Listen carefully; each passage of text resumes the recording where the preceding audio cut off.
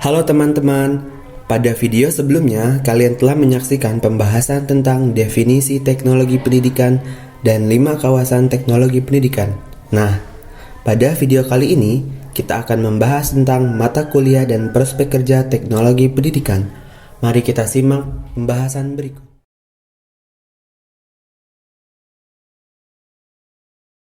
Pengantar teknologi pendidikan. Pengantar teknologi pendidikan adalah mata kuliah kelompok wajib yang bertujuan untuk memberikan pemahaman analitis tentang hakikat teknologi pendidikan. Mata kuliah ini pada khususnya membahas mengenai sejarah perkembangan teknologi pendidikan, konsep dan pengertian teknologi pendidikan, dan kawasan teknologi pendidikan. Mata kuliah ini mengkaji domain-domain perkembangan teknologi pendidikan, aplikasi teknologi pendidikan dalam pemecahan masalah, dan inovasi pembelajaran dan pendidikan. Selanjutnya ada media pembelajaran. Mata kuliah ini berfungsi membekali mahasiswa atau calon tenaga kependidikan dengan pemahaman dan wawasan tentang konsep dan berbagai hal yang terkait dengan pengembangan media dalam pembelajaran, sehingga mampu untuk mendesain, menggunakan, dan mengembangkan media dalam kegiatan pembelajaran atau pendidikan, baik di lingkungan formal maupun non-formal. Selanjutnya ada strategi pembelajaran. Mata kuliah ini bertujuan untuk membekali kemampuan pengetahuan, sikap, dan kemampuan dalam menerapkan berbagai strategi belajar dan mengajar yang sesuai dengan tingkat perkembangan peserta didik dan karakteristik bahan ajar. Strategi pembelajaran dikaji berdasarkan teori, konsep, dan penerapannya dalam langkah-langkah pembelajaran dan mengimplementasikannya melalui peer teaching atau micro teaching, serta mampu merefleksikan terhadap penerapan strategi pembelajaran. Mata kuliah pengembangan kurikulum merupakan salah satu mata kuliah wajib untuk memberikan pemahaman dan pengalaman dalam teori dan praktek bagaimana mengembangkan sebuah kurikulum. Materi perkuliahan dikemas mulai dari kajian konsep kurikulum, landasan pengembangan kurikulum, komponen-komponen kurikulum, prinsip pengembangan kurikulum, model pengembangan kurikulum, evaluasi kurikulum, perkembangan kurikulum di Indonesia, sampai pembaruan dan inovasi kurikulum. Strategi perkuliahan dilakukan dengan menggunakan berbagai pendekatan dan metode pembelajaran yang memungkinkan mahasiswa terlibat secara aktif dalam pengkajian-pengkajian mengenai berbagai aspek pengembangan kurikulum.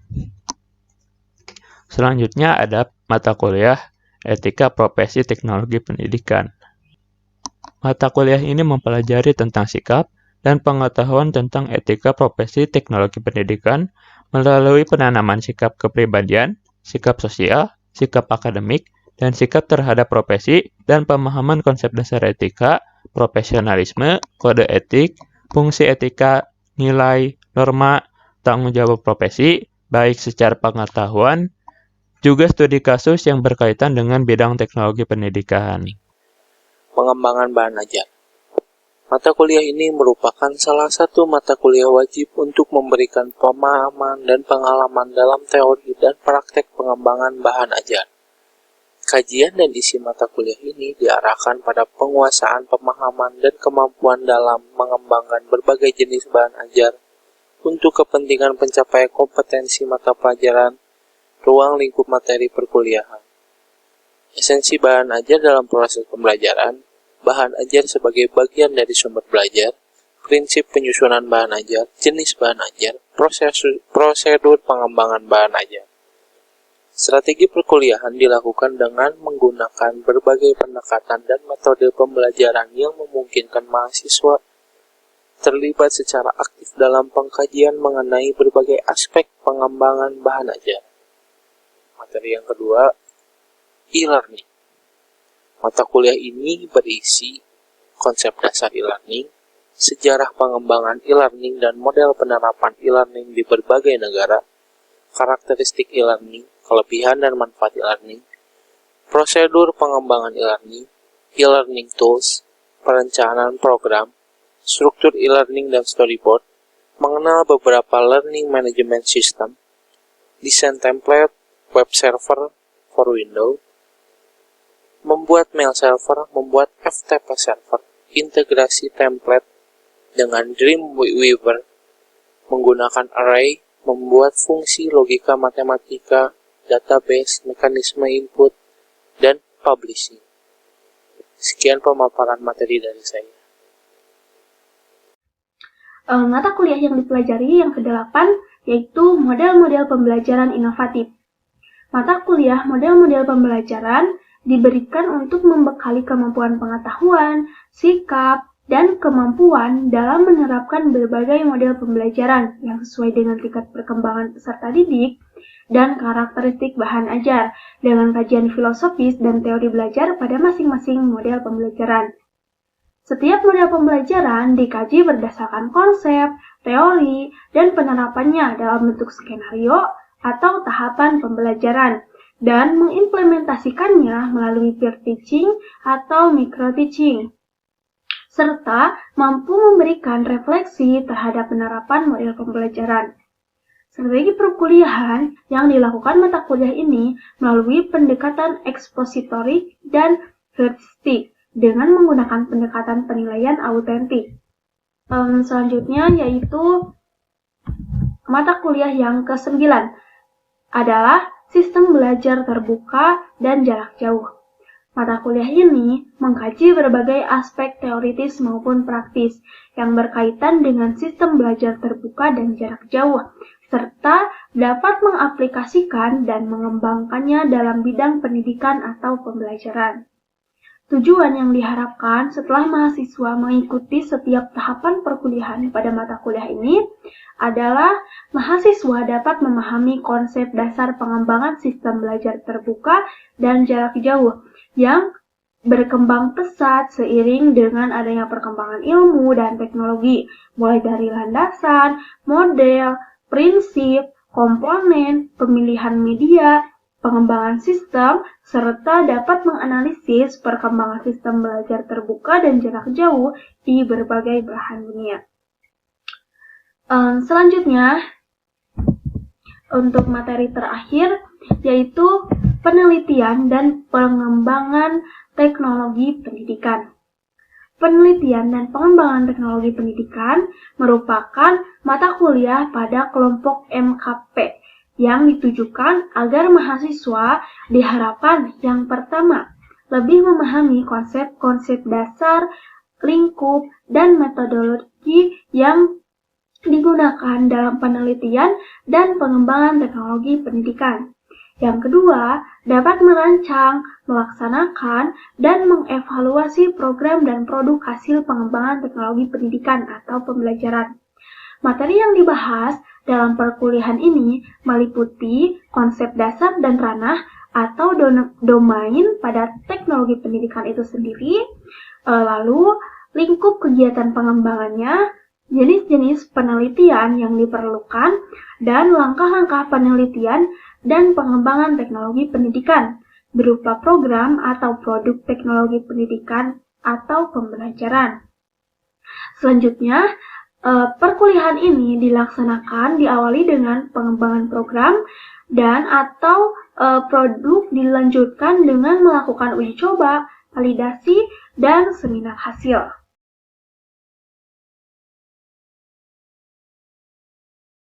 Prospek kerja yang pertama yaitu spesialis teknologi pendidikan atau seseorang yang berpengalaman dalam bidang teknologi pendidikan. Spesialis teknologi pendidikan menuntut kita untuk menguasai pengetahuan mengenai metode pendidikan serta proses dan alat teknologi. Karena prospek kerja ini bertugas untuk mengembangkan, menguji, dan mengimplementasikan alat pembelajaran berbasis digital di sekolah. Prospek kerja yang kedua yaitu koordinator instruksional. Koordinator instruksional bertugas untuk mengawasi kurikulum dalam berbagai lokasi, termasuk sekolah ataupun lembaga pendidikan. Koordinator instruksional bekerja dengan guru dan administrasi untuk merancang dan menerapkan kurikulum. Profesi ini juga akan memfasilitasi dan mendukung penggunaan teknologi di ruang kelas dalam jangka panjang. Prospek kerja yang ketiga yaitu pelatihan perusahaan. Biasanya seorang pelatih perusahaan bekerja pada bisnis yang menilai kebutuhan pelatihan karyawannya terlebih dahulu dengan berbagai cara seperti survei. Konsultan pendidikan. Nah, karena jurusan teknologi pendidikan membuat kamu harus menguasai tentang pendidikan, maka kamu bisa memilih untuk bekerja sebagai konsultan pendidikan. Konsultan pendidikan akan berkolaborasi dengan para profesional di bidang pendidikan untuk memenuhi tujuan dan kebutuhan pembelajaran. Selain itu, akan mengawasi beragam karya dan implementasi kurikulum, tapi sebagian besar konsultan pendidikan bekerja dengan banyak klien atau sekolah. Profesi ini juga mungkin akan bekerja untuk perusahaan besar yang akan mendukung pengembangan kurikulum dan menyediakan sumber daya digital untuk banyak sekolah atau organisasi pendidikan lainnya. Lalu, spesialis pendidikan jarak jauh. Nah, saat ini teknologi sudah sangat mempermudah hampir segala aspek kehidupan, termasuk pendidikan. Kamu bisa menjadi spesialis pendidikan jarak jauh loh. Spesialis pendidikan jarak jauh adalah profesi yang berspesialisasi dalam mengkoordinasikan infrastruktur, sumber daya, dan layanan pendidikan jarak jauh untuk menghasilkan dan mengurus kursus online. Misalnya, beberapa tanggung jawab pekerjaan ini mencakup mengawasi, memantau, atau merancang kursus online, kurikulum, dan portal komunikasi. Kebanyakan profesi ini bekerja dengan teknologi. Guru, siswa, dan profesional lainnya di bidang pendidikan untuk menyediakan kurikulum bagi semua siswa dimanapun mereka berada. Saya Alfat, di sini saya akan membawakan materi konsultan teknologi akademik dan software development. Menjadi teknologi akademik berspesialisasi mulai dari menawarkan keahlian tersebut ke lembaga pendidikan tinggi. Misalnya dapat memanfaatkan networking yang luas dan menawarkan layanan dasar ke berbagai organisasi. Walaupun konsultan teknologi akademik biasanya tidak menciptakan teknologi atau program pendidikan mereka sendiri, tapi mereka dapat berspesialisasi dalam memberi nasihat kepada sekolah dan departemen pendidikan tentang teknologi yang terbaik untuk kebutuhan masing-masing. Konsultan teknologi akademik juga dapat membuat usaha sendiri, karena profesi ini tidak memerlukan penggabungan khusus antara pengalaman akademik dan profesional. Selanjutnya, software development. Kebutuhan akan perangkat lunak semakin besar karena perkembangan teknologi. Maka dari itu dibutuhkan seorang software developer yang menguasai pengetahuan tentang konsep teknologi dan pendidikan. Karena itu, seorang software developer sangat pendidikan formal yang memiliki gelar teknologi. Pendidikan dapat menjadi sangat penting bagi perusahaan yang akan berhubungan dengan pendidikan. Software developer menggunakan pengetahuan tentang teknologi komputer untuk membuat program sekaligus memecahkan masalah, menawarkan dukungan atau hiburan dalam lingkung teknologi pendidikan. Para profesional ini biasanya berfokus pada konseptualisasi dan membangun program perangkat lunak yang dapat membantu sekolah untuk mengajar para siswa. Kedelapan, yaitu perancang materi pelatihan. Profesi ini memiliki fokus utama pada pengembangan atau memperoleh alat dan bahan yang diperlukan untuk melakukan pelatihan yang berhasil. Pekerjaan ini juga akan membuat mereka memperoleh sumber daya seperti panduan peserta atau catatan kuliah, buku pegangan, alat bentuk visual, atau tutorial komputer.